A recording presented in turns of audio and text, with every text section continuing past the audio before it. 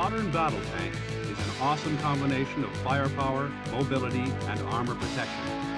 Recent developments in ammunition technology, in automatic stabilization, and in integrated fire control systems with laser rangefinders coupled to onboard computers means that today's tank has an extremely high chance of a first-round hit.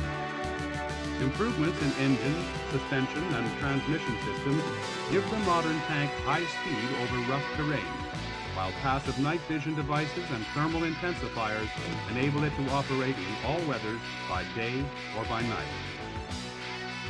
Modern tanks can keep moving where a four-wheel drive car would become hopelessly bogged down. They can ford water obstacles with little or no preparation.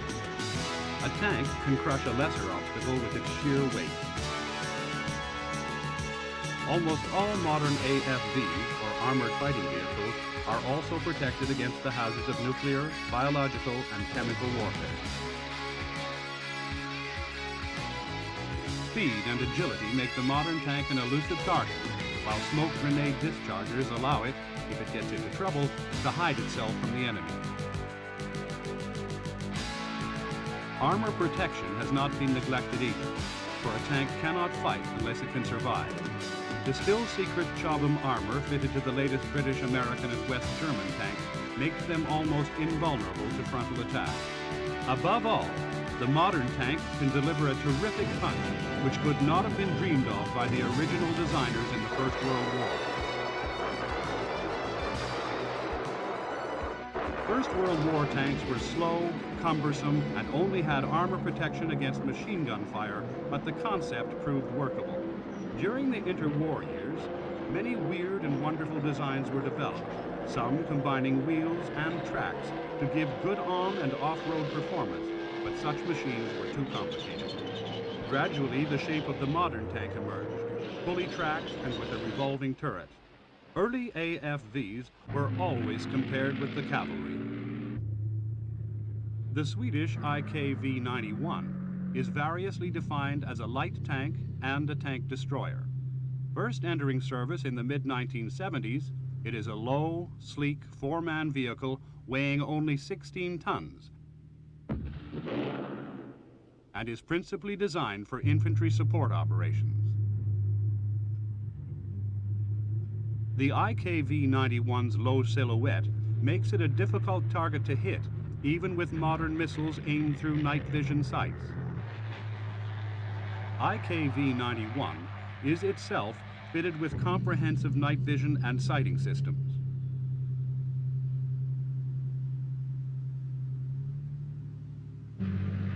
Its well-sloped, welded steel armor and small turret add to its protection, although they only offer the crew shelter against weapons up to 20mm caliber.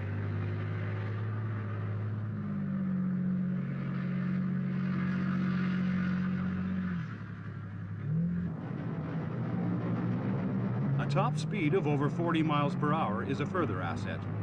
This comes from a 6-cylinder turbocharged diesel engine, which also gives a range of 310 miles.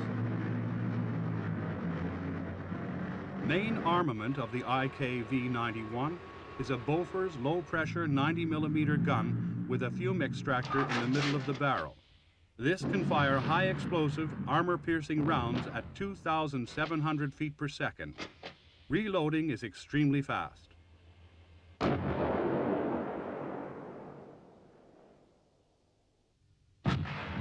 Spent cartridge cases can be ejected through small hatches in the turret to prevent their getting underfoot. The IKV91 can even fire its gun while swimming, the water absorbing most of the recoil. The tank is fully amphibious and can propel itself through the water at 4 miles per hour, driven by its tracks, or in later models by retractable propellers built in at the rear.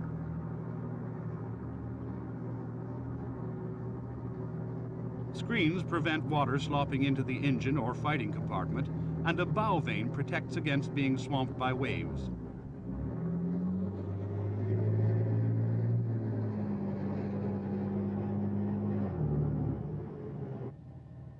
As secondary armament, the tank has 12 smoke dischargers and 2 machine guns.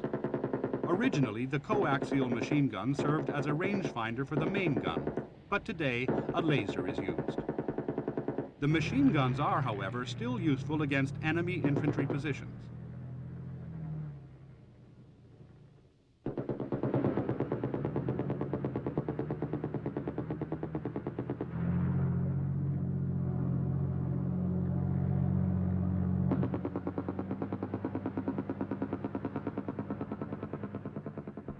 Another light tank, the Scorpion, built in Britain by Alvis, also emerged in the mid-1970s, although it is officially designated a tracked reconnaissance vehicle. Scorpion is the first of a whole family of vehicles employing the same engine and chassis.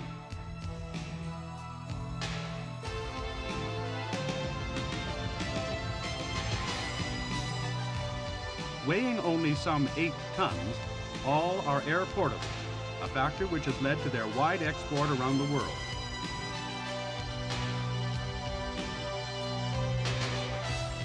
Scorpion is a 3-man vehicle powered by a 6-cylinder Jaguar sports car engine, which gives a top speed of 50 miles per hour. More recently, a diesel engine has been fitted, which together with other improvements is claimed to give 30% better performance. The vehicle's cross-country maneuverability is exceptional, and it proved its worth in the Falklands conflict, particularly during the final fighting around Mount Tumbledown and Port Stanley. The vehicle is not amphibious, unless flotation screens are erected, but it can ford water up to 3.5 feet deep. Scorpion has only aluminum armor, but further crew protection is afforded by the front-mounted engine.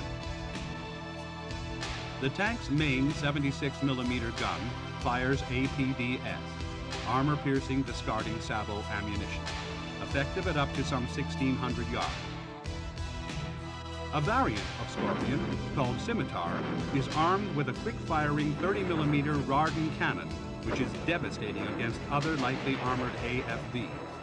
A 90mm gun can also be fitted to give an even greater anti-tank capability.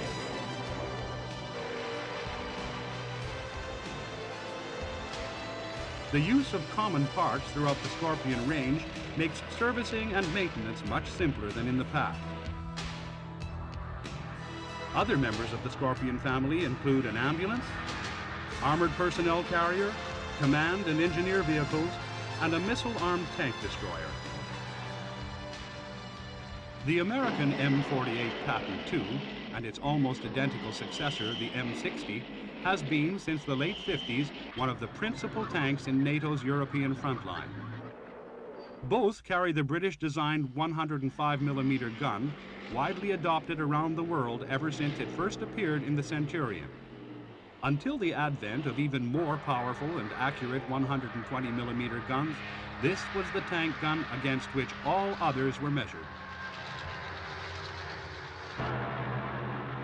Being, in effect, designs of the immediate post-war period, both M48 and M60 suffer, by modern standards, from high silhouettes, which make them vulnerable targets.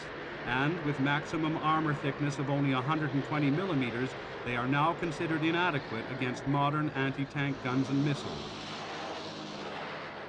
During NATO maneuvers, a convoy of M48s and M60s, accompanied by armored personnel carriers and self-propelled guns, is observed by enemy reconnaissance and then attacked by enemy aircraft and helicopters.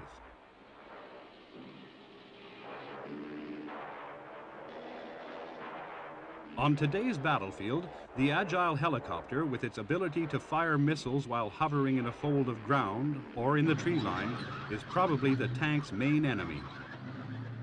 Crews of tanks and other armor cannot hear the aircraft over the sound of their own tracks and engines. Also, apart from top-mounted machine guns, they usually lack defenses against air attack.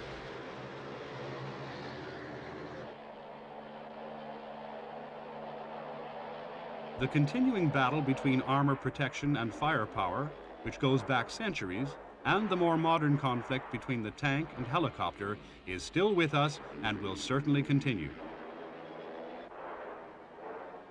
The Bofors S-103 was an unusual attempt to gain the best benefits of both protection and firepower. It is popularly known as the S-tank. Some people believe it should not be called a tank at all, because it lacks a turret.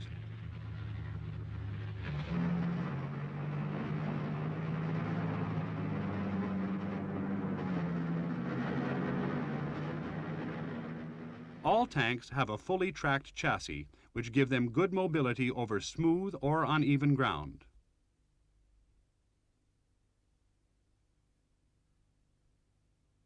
Conventional tanks have a gun mounted fairly high above the ground in a revolving turret. The S-tank, however, has its 105mm weapon mounted in the top of the low-slung hull, fed by an automatic loader at the rear. The S-tank is normally crewed by 3 men, seated centrally where they are best protected. At a pinch, it could be operated by 2 or even 1 man occupying either of the 2 front positions.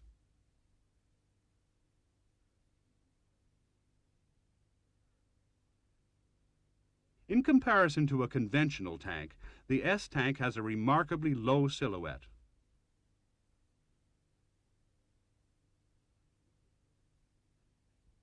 Lacking a turret, the S-tank aims its gun by swiveling its whole chassis. Elevation and depression are achieved by raising or lowering the hydropneumatic suspension.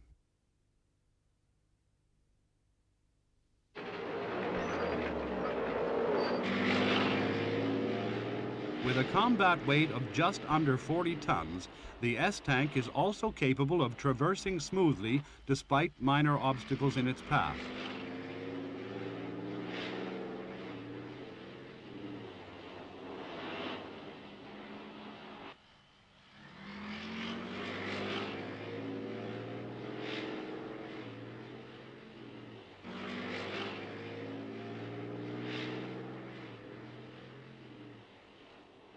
If a larger object gets in its way, it can swivel on its own axis to bring its gun to bear.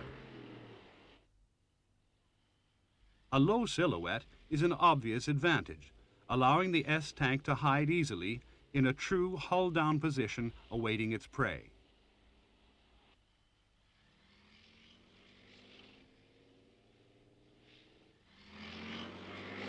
If cover is not immediately available, it can dig itself in using a frontal dozer blade, which when folded back into the traveling position also adds extra armor protection, particularly to the tracks.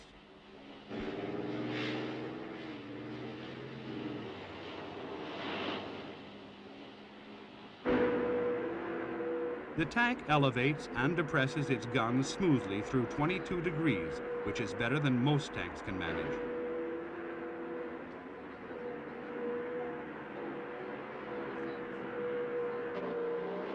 The advanced suspension gives an even ride over tricky obstacles.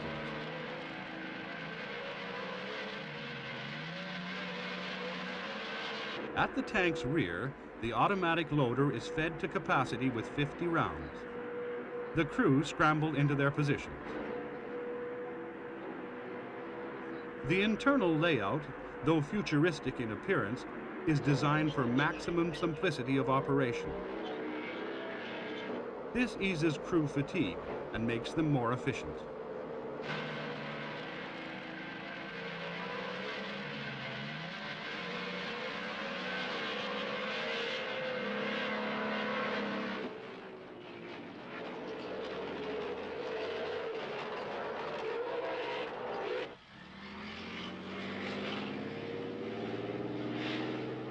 The driver usually aims and fires the gun, acting on directions from the commander.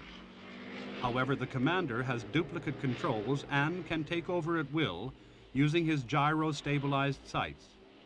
This can be important when an unexpected target suddenly appears.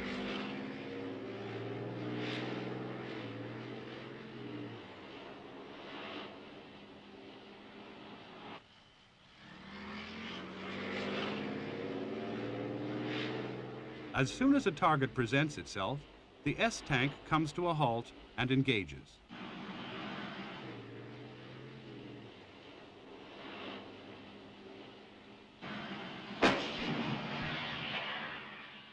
Cartridge cases are automatically ejected after firing, saving clutter within the vehicle. The tank can then move forward again.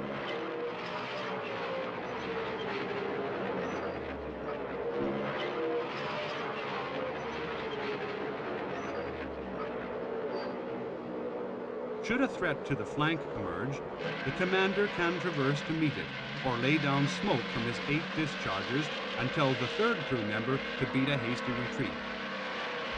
This man is normally the radio operator, but he has his own rearward-facing driving control.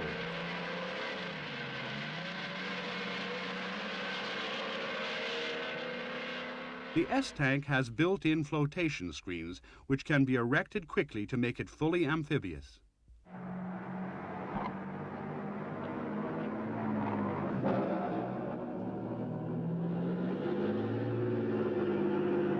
In the water, the tank is propelled and steered by its tracks.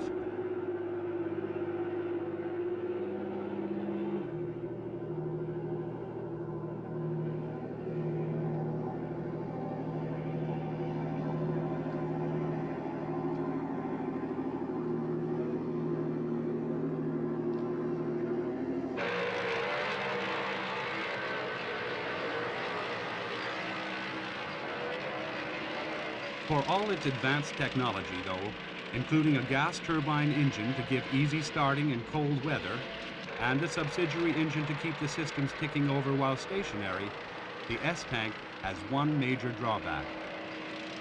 It cannot fire while on the move, which makes it primarily a defensive rather than an offensive weapon system.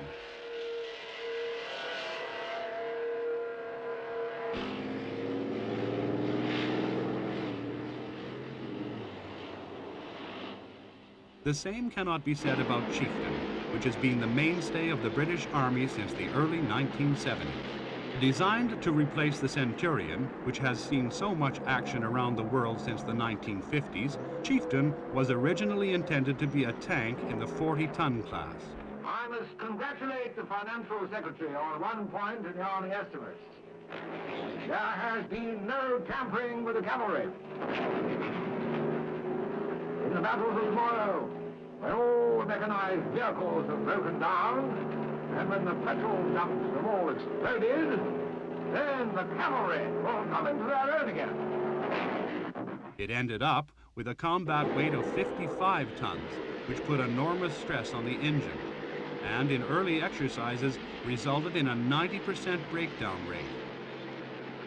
Subsequent modifications to the L60 multi-fuel power pack, as well as to the transmission and suspension, soon improved this, but the engine has been a recurring problem to British tankmen.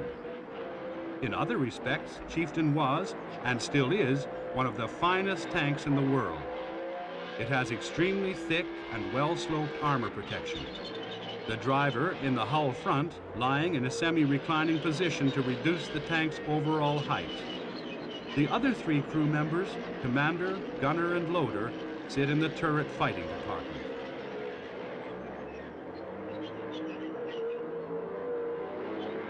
The principal feature of Chieftain is its extremely accurate 120mm rifled gun, which can fire a wide variety of different types of ammunition.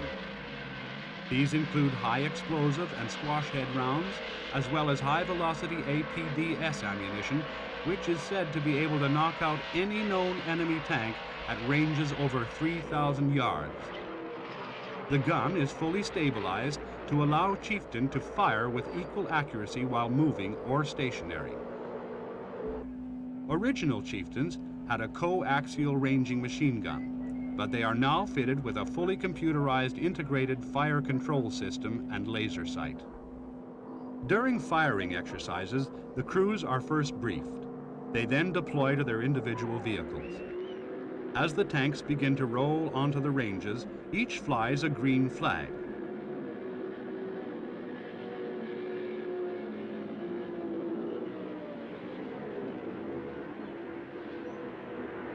They then take up their firing positions. Here, a commander takes the opportunity to clean the gunner's periscope. When the gun is loaded, a red flag replaces the green one. During the first part of the exercise, the tanks fire in turn from stationary positions.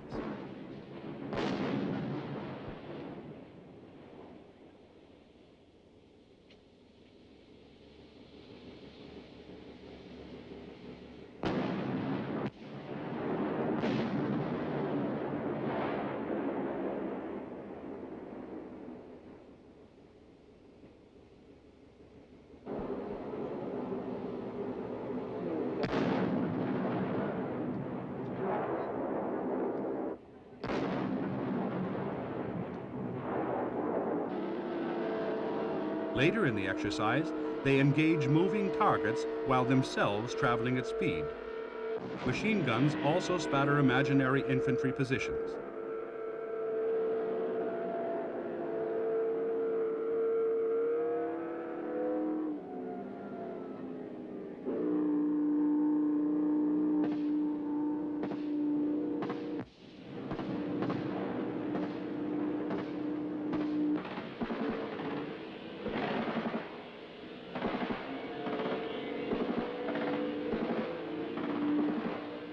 The exercise over, the tanks return to their marshalling area, while the results are assessed by the umpires.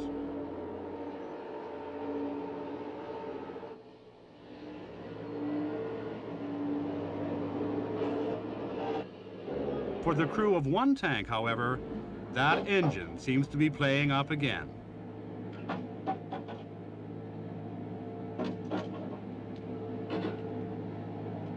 Despite its age, Chieftain is still the principal weapon of the British armored divisions in Germany and will remain so for a number of years to come.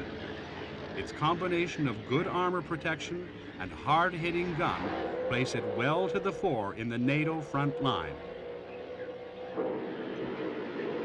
The Leopard is one of the most versatile of all post-war tanks. When the war ended, German industry was in ruins, but its scientists were still largely intact. Whereas British, American, and Russian tank technology was tied to the past, the Germans were able to rebuild from scratch. Germany's experience of armored warfare was far more extensive than that of the wartime Allies, and they used the experiments and mistakes of both sides to come up with one of the most versatile of all post-war tanks. The Leopard 1 is of conventional design, with hull and chassis surmounted by a fully revolving turret.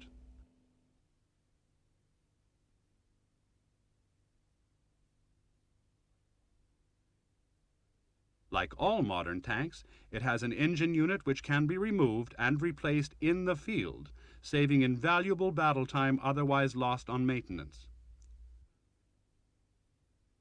The transmission system is a similar module which can be changed quickly. Main ammunition stowage for 42 rounds of 105mm shells is at the front.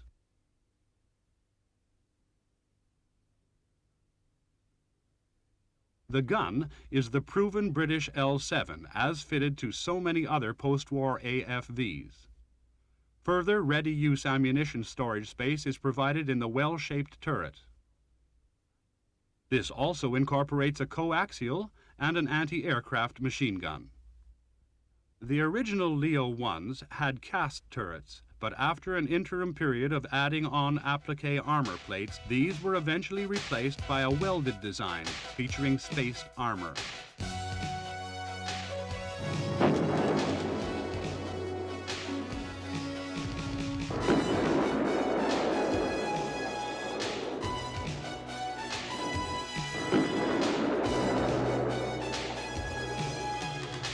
The Leopard is very much of an all-rounder with high agility and good cross-country handling.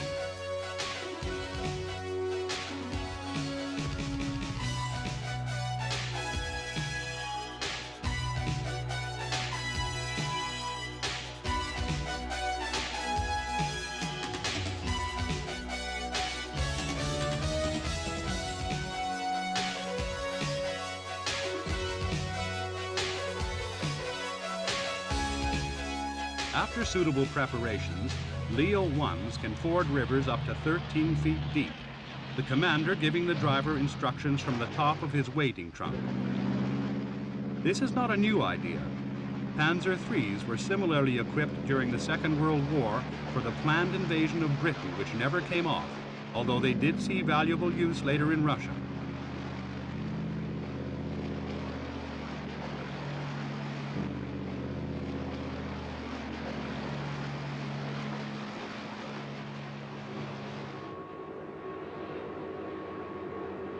Track guards provide extra protection against high explosive anti-tank rounds.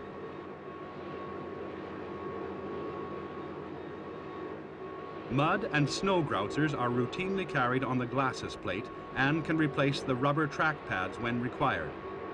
The German army remembers the problems its tanks had during the Russian winters.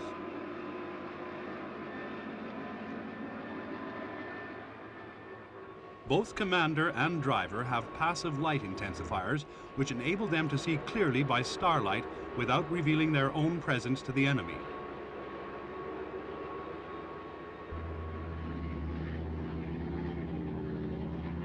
Because it weighs only 40 tons, the Leopard 1's 830 horsepower engine gives it extraordinary agility at a top speed of over 40 miles per hour.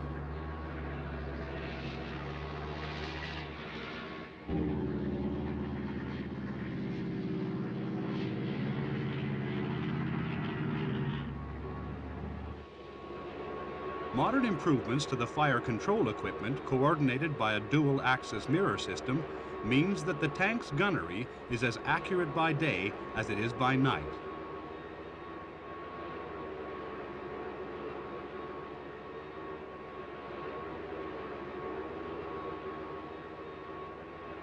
A laser rangefinder is now also being retrofitted as standard, which improves the chances of a first-round hit.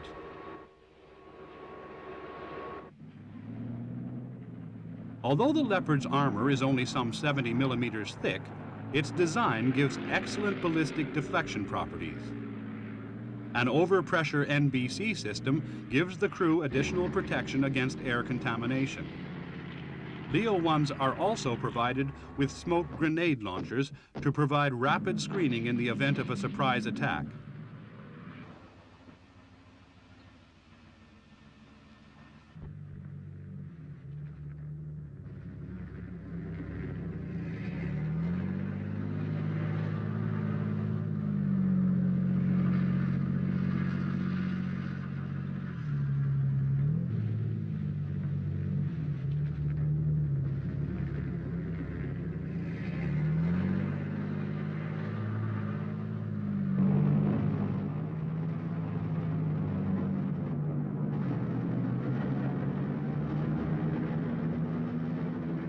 Like several other post-war tanks, the Leopard was designed so that it could be adapted to a variety of other purposes. One is the Panzer, an armored recovery vehicle with a powerful winch for hauling other stranded AFVs out of difficult situations.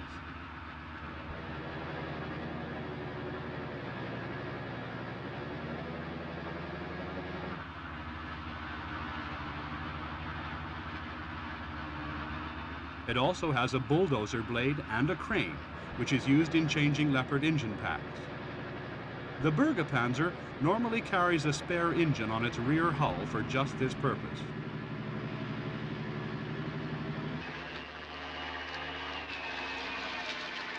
The combat engineer version of Leopard is similar to the Panzer, but instead of carrying a spare engine, has a retractable vertical earth-boring drill. It is also fitted with a dozer blade.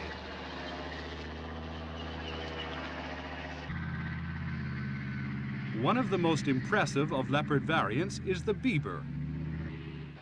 This is a vehicle which can lay a 66-foot bridge capable of carrying all NATO tanks except the weighty Challenger. It is unusual in that the bridge is extended horizontally rather than unfolding through 180 degrees. This helps conceal the vehicle from the enemy.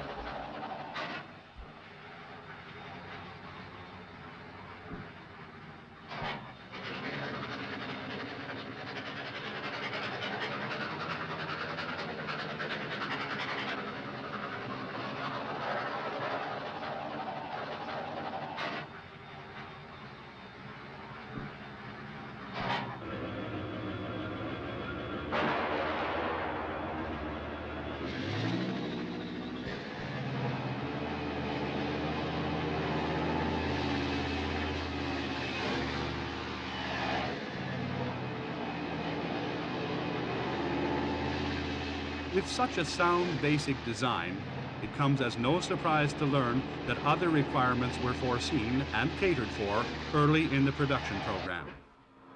One of these is a computerized simulator, which allows future Leopard tank drivers to learn their skills without wasting fuel and perhaps knocking down some irate farmer's barn by mistake.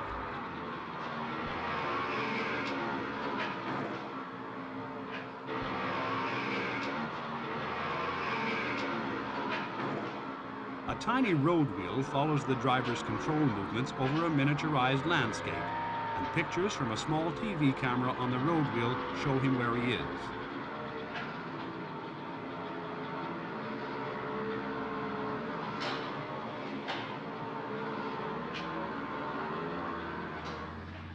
This learning process was taken even further with the Leopard trainer, a turretless tank with a glassed-in superstructure housing the driving instructor. The high cross-country mobility of the Leopard 1, coupled to impressive reliability, have resulted in widespread export success to Canada and Australia, as well as several European countries. The 105mm L7 gun is still one of the world's foremost tank busters, even though it has been overtaken by other more powerful pieces.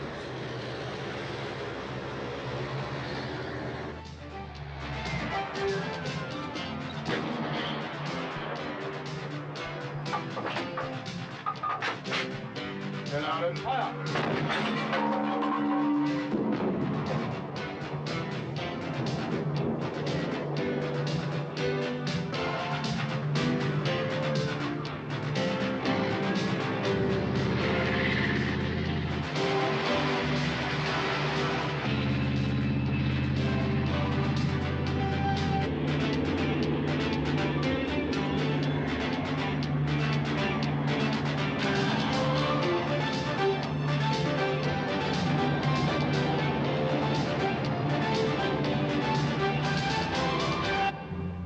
Leopard 2 is the logical successor to the Leo 1, with a larger 120mm gun and Chobham-style armor. It evolved from talks with America in the 1970s aimed at jointly producing a new NATO tank. But these eventually foundered, so the Germans went ahead with their own design. The Rheinmetall 120mm smoothbore gun, developed for the Leopard 2, is extremely accurate. It can kill enemy tanks at ranges up to 4,000 yards by day or night.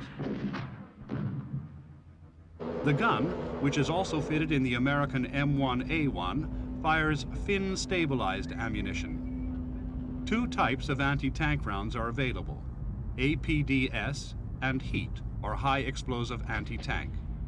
The cartridge cases are semi-combustible to reduce clutter in the fighting compartment. The gun sights are fully stabilized. On the left, an unstabilized view. On the right, the gunner's view. A thermal image intensifier picks up the infrared signature of a target vehicle so the gunner can lock on under all weather conditions in daylight or darkness.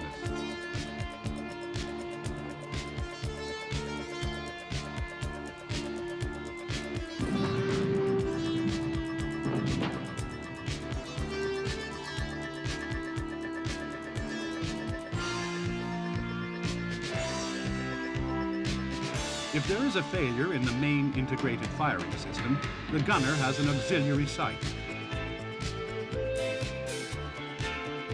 A panoramic periscope in the turret roof gives the commander all-round vision. He can also override the gunner and can himself lock onto and engage a target.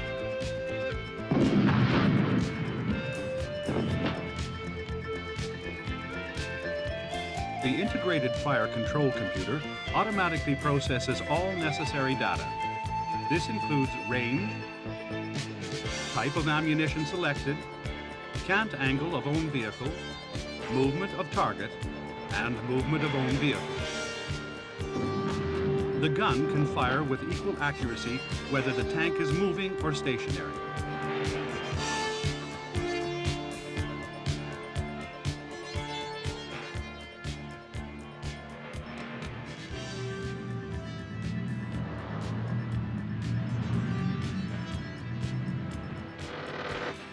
Auxiliary armament includes a coaxial 7.62 millimeter machine gun for use against enemy infantry.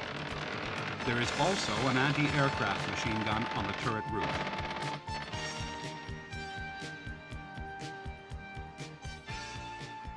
For protection against both solid armor-piercing and hollow charge rounds, Leopard 2's upper hull and turret feature the layered ceramic armor developed by the British Fighting Vehicle Research and Development Establishment at Chobham.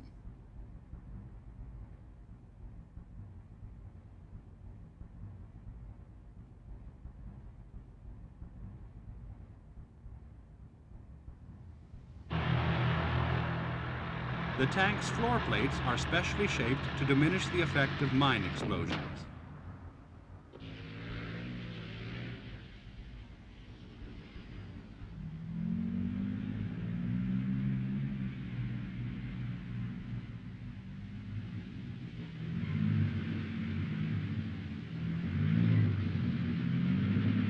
Leopard 2's exceptional mobility is generated by its 1,500 horsepower turbocharged diesel engine, which gives the 55-ton vehicle an exceptionally high power-to-weight ratio.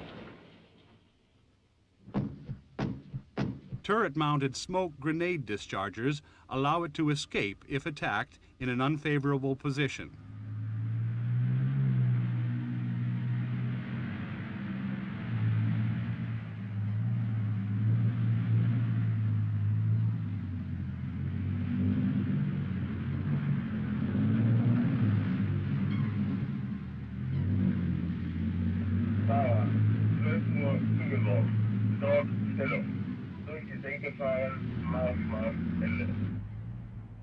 Filters to protect the crew from nuclear, biological, and chemical contamination can be changed from outside the tank.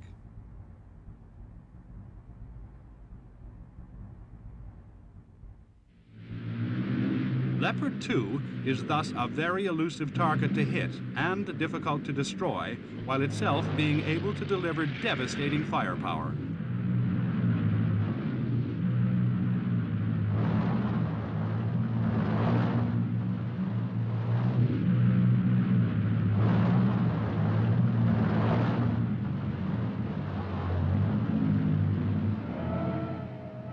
For speed, it can accelerate from a standing start to 32 kilometers or 20 miles per hour in only 6 seconds. Leo 1 has a top speed of 72 kilometers or 45 miles per hour.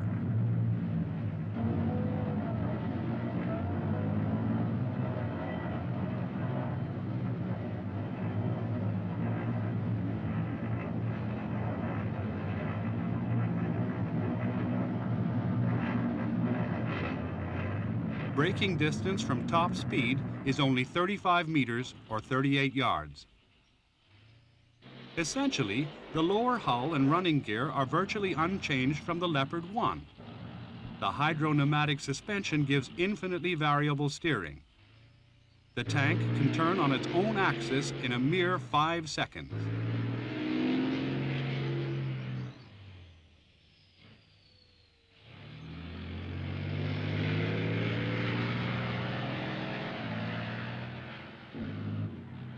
Leopard 2 can easily cross a 10-foot trench. It can also climb anti-tank obstacles over 3 feet high. Even sets of road obstacles do not interrupt the smooth ride. Like the Leopard 1, Leo 2 can be quickly fitted with deep wading equipment, allowing it to cross rivers up to 13 feet deep. The commander directs the driver from his conning tower while the vehicle is submerged.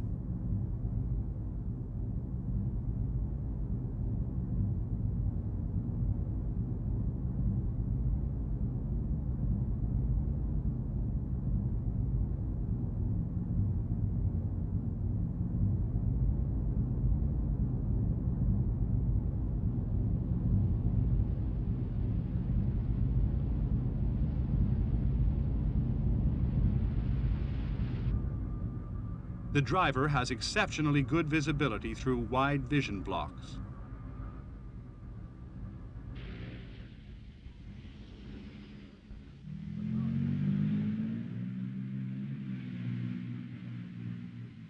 Ease of maintenance is a major feature of both Leo 1 and 2.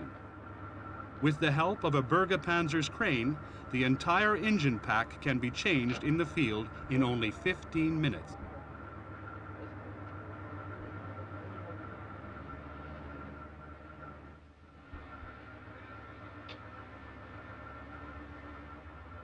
With some 1,800 tanks in German Army service alone, and others built for Belgium and in Switzerland, Leopard 2 is one of the most important vehicles in the NATO armory.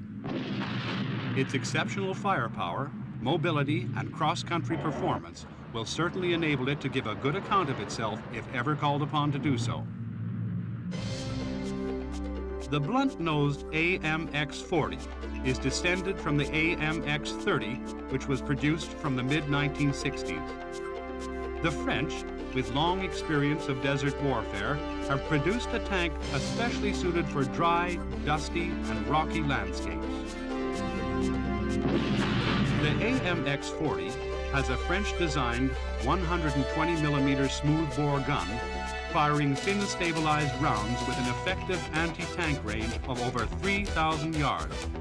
Unusually, it has a coaxial 20mm quick-firing cannon instead of a machine gun. Main gun ammunition is stored in the large rear turret bustle, which incorporates blowout panels for safety. The ammunition cartridges are combustible.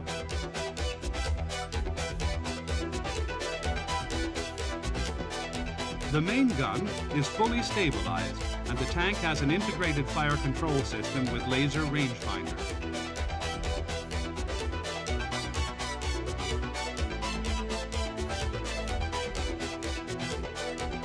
With all-round vision, as in the Leopard 2, the commander can acquire a target with his panoramic periscope. A target can be tracked while both vehicles are moving.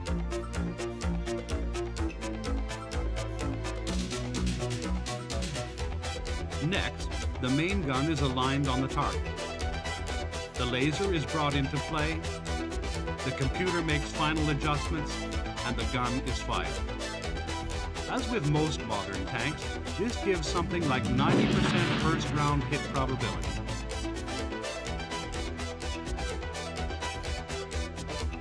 Laser ranging measurement, correction, and firing take fewer than 7 seconds.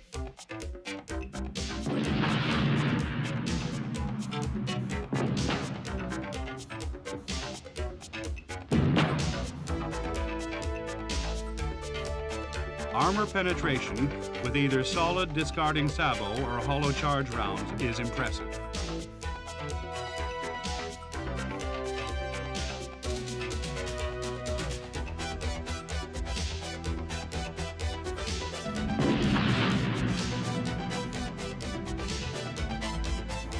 Turret-mounted launchers allow the AMX-40 to conceal itself with smoke or to fire anti-personnel grenades.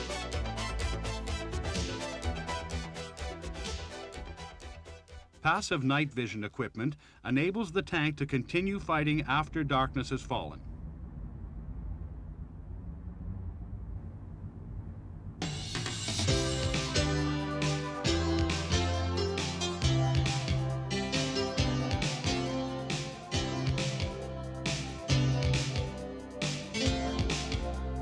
The AMX-40 has Chobham-style laminate armor.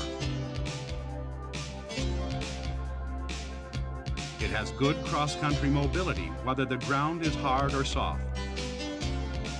An 1,100 horsepower diesel engine gives the tank a top speed of 44 miles per hour and a range of 370 miles.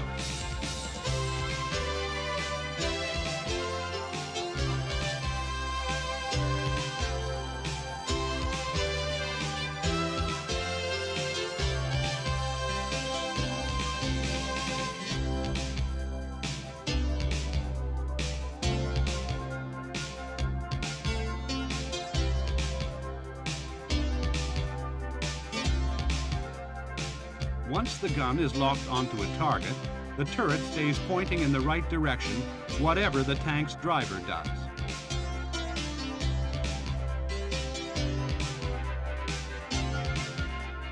As with all modern tanks, the AMX-40 has automatic fire extinguishing equipment and is fully protected against contamination hazards.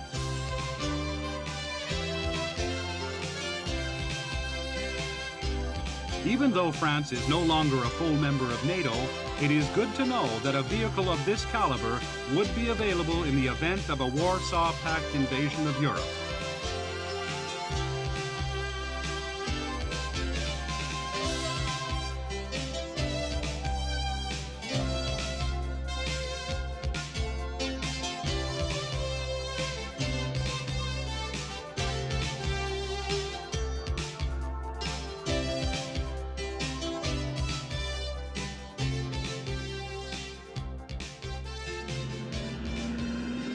The Abrams tank comes in two versions. In its M1 form, it packs the British 105mm rifled gun. In the M1A1 version, it carries the same Rheinmetall 120mm smoothbore as is fitted to the Leopard 2. Both variants are America's front runners in the best tank in the world state. Fitted with well-sloped Chauvin armor, ammunition stowage in the rear turret bustle, automatic fire extinguishers, and a complete NBC protection system, Abrams is the first really new American main battle tank since the end of the Second World War.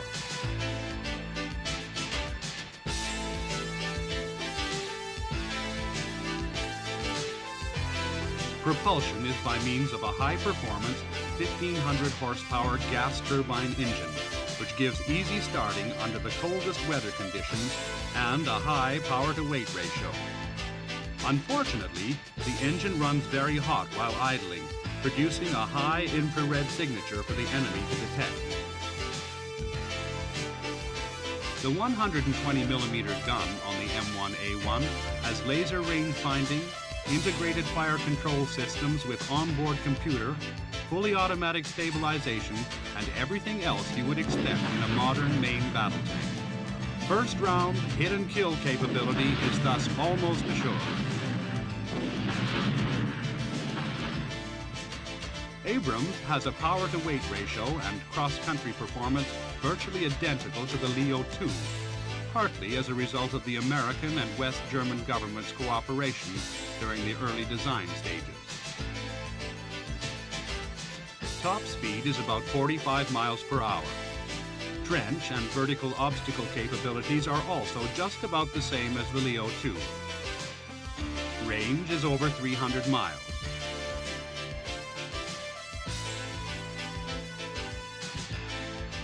Abrams carries its own internal smokescreen generator. The only thing the Abrams lacks is the Leopard's deep fording ability.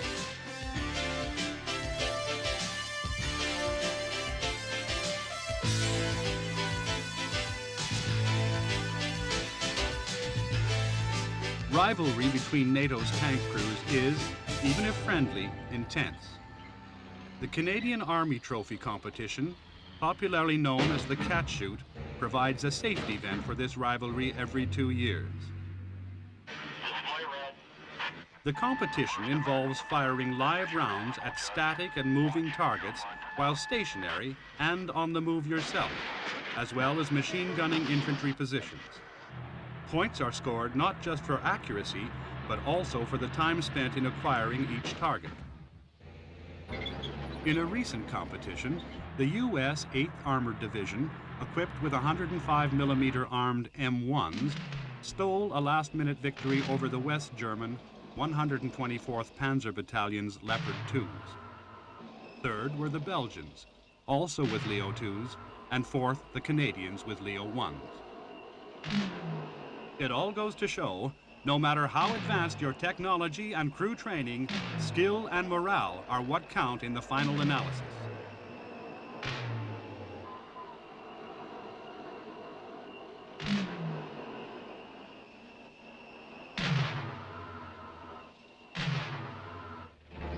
The British Mark III I tank is one of the most recent developments by Vickers of the original cheaper Chieftain, which has seen success with the Indian Army under the name Vyayanta.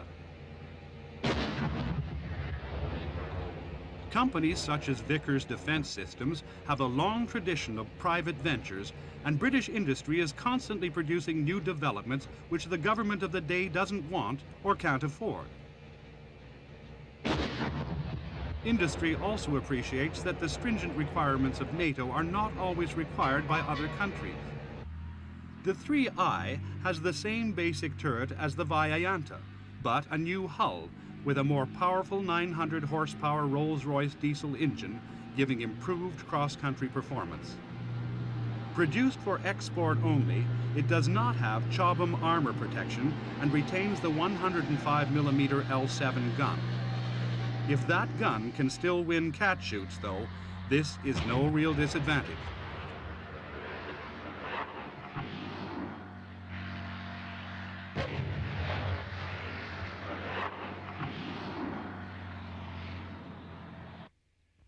The futuristic-looking Vickers FMC VFM5 is still at the pre-production stage.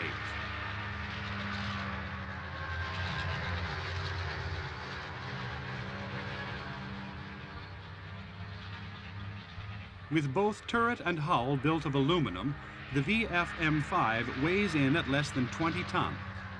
The contoured shape is specially designed to reduce shot traps and improve battlefield survivability.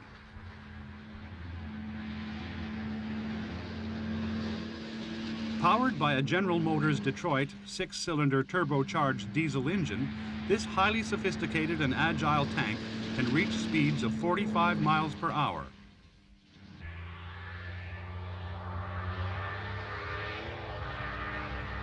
This could be exactly what overseas customers want in a lightweight, cost-effective vehicle, but fitted with modern vision and sighting equipment and a fully stabilized 105mm gun.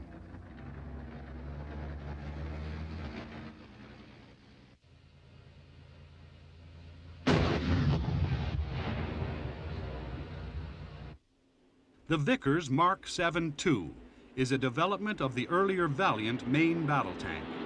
It could be described as a lightweight Challenger and shares many of the same characteristics, including the basic hull and turret shape.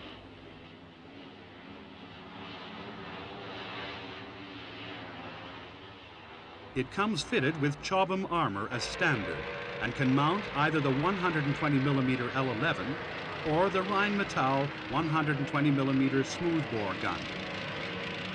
Weighing some 10 tons less than Challenger, it is powered by a German MTU diesel engine, giving a top speed of about 45 miles per hour.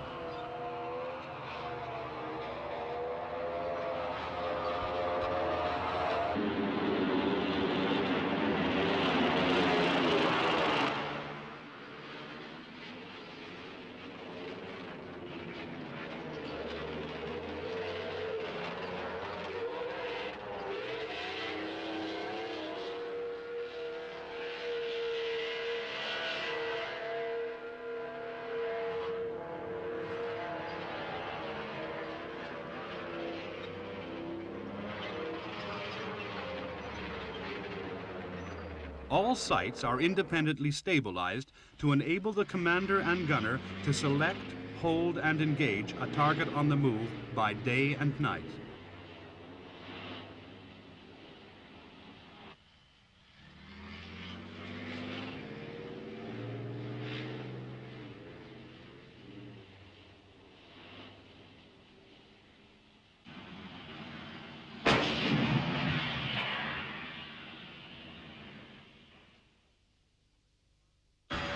The British Army's Challenger is arguably the most powerful tank in the world today, just as Chieftain was before it.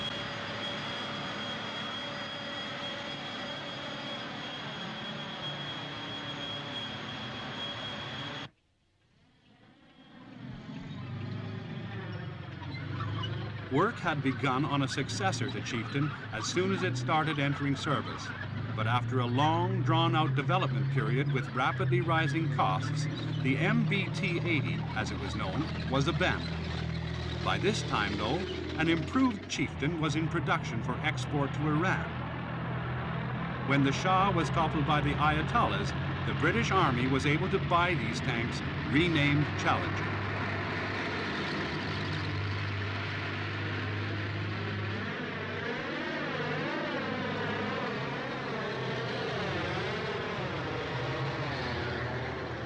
The first difference between Chieftain and Challenger lies in the latter's 1,200 horsepower Rolls-Royce engine.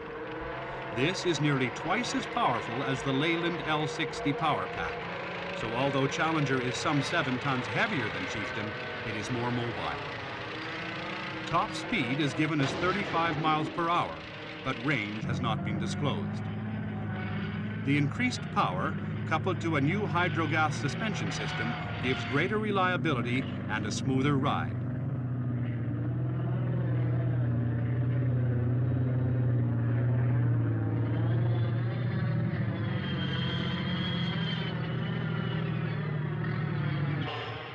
Main armament is the same 120mm L11A5 rifle gun as on the Chieftain, although a new high-pressure version is under development. This means both tanks share the same ammunition.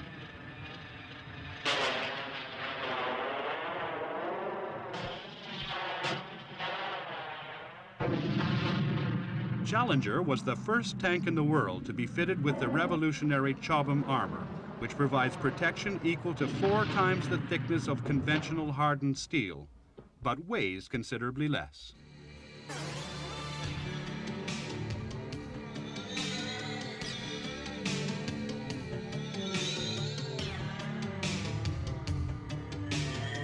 As you would expect, Challenger's gun is fully stabilized to permit accurate firing while on the move. There is a fully integrated fire control system and laser rangefinder, and Challenger is also being retrofitted with TOGS, the Thermal Observation and Gunnery System for night firing. Secondary armament comprises a coaxial and an anti-aircraft machine gun. Conventional smoke dischargers are being replaced by a new system which protects the tank from infrared as well as visual observation. The high mobility of such a heavily armed and armored vehicle unquestionably makes it one of the best tanks in the world, if not the best. What about the future? The tank is constantly evolving, and the next generation, for the year 2000 and beyond, may look radically different. The idea of the turretless tank is gaining vogue. The crew would all sit in a well-protected fighting compartment while directing the gun, which would have full 360-degree traverse in a small, unmanned cupola. The tank would be driven and the gun aimed and fired by means of panoramic zoom lens video cameras, coupled to a laser rangefinder and computerized control systems. An automatic loader would be essential. Given this sort of configuration, the gun could possibly be given enough elevation to allow it to double as an anti-aircraft weapon. But this would mean finding room in the vehicle for target acquisition and tracking radars. The ultimate tank may in fact be entirely unmanned, a robot vehicle remotely controlled by a crew sitting safely in a bunker miles away. But self-styled experts have been saying the same about the manned combat aircraft for decades, and there is still no real replacement for the man on the spot.